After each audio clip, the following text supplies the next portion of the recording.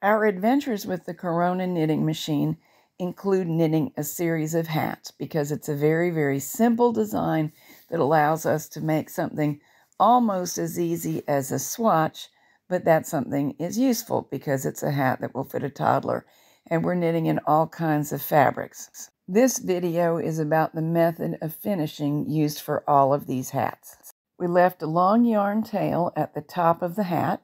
We're going to use it to gather off the crown. Yarn tail is threaded into a yarn needle, and to gather off, whichever side is the right side, just go in and out of every single stitch in the final row of main yarn stitches. Almost missed that one while I looked up. Don't do it. You can see how knitting that last row a little bit large facilitated this. It's very easy to see. And although the machine doesn't love this crinkly yarn as waste yarn, my eyes love the fact that it's a sharp contrast in color to the main yarn, so it's very easy to see where to put my needle. Work across like that.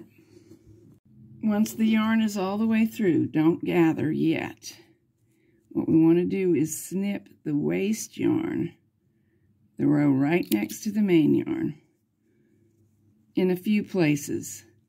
Sometimes you can just snip the ends and it'll come right out.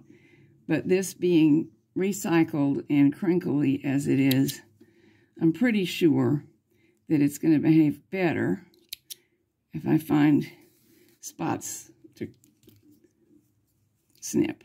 Ta-da! That's what should happen. 4 to 6 snips should do it. Then pull each segment out, and you will be left with the gathering thread. And then we can go ahead and complete the crown. Pull the gathering thread tight to draw in the crown at the top of the head. You may have to unroll it a little bit to do so. After gathering and drawing the O in tightly, I always stitch a couple of times across the O, at least a couple, and actually knot the gathering yarn for security. It barely shows, and I think it's worth not risking the hat coming apart. And now your decision is which side to seam from. You could have the seam showing, but I prefer not to. This is the right side, so I'll seam, probably going to back stitch with the right sides together. Another very acceptable seam would be mattress stitch. You could use your latch tool to chain stitch, or even choose to sew the edges together on a sewing machine.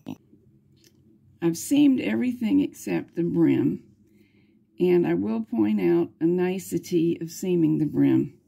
I'm going to mattress stitch this one, not into the very edge column of stitches next to it,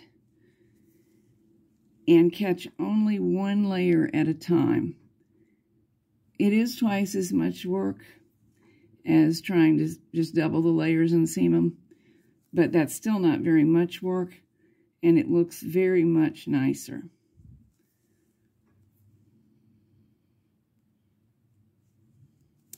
I am going to start cheating and catch 2 rows at a time. It usually doesn't show in stitches this small that I did that. They lay down just fine. And we will be reinforcing by seaming from the inside as well.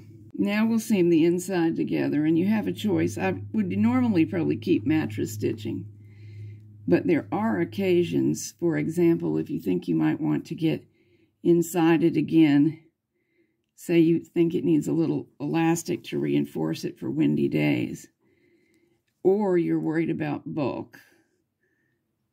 On the inside, it is workable to overlap the edges just a little bit, as I'm doing, and whip stitch them together.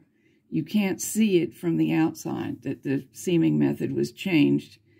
It is slightly flatter, and it's easy to release these stitches to get inside if you need to.